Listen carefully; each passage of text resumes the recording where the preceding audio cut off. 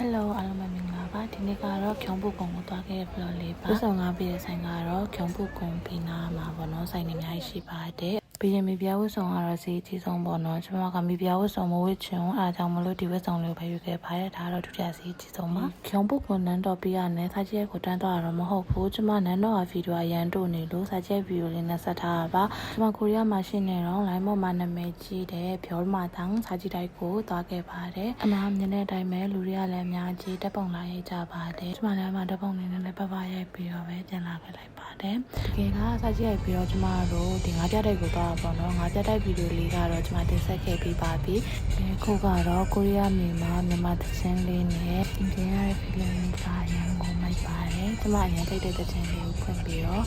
လိုက်ပြီးဆိုပြီးတော့အင်ပြန်ခဲ့ပါတယ်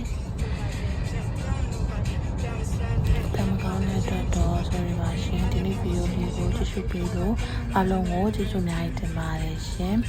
ဒါဆိုရင်တော့ဒီနေ့ဗီဒီယိုလေးကဒီလောက်ပါပဲရှင် bye bye Your smile lit up like a sunrise glow. Touch so soft.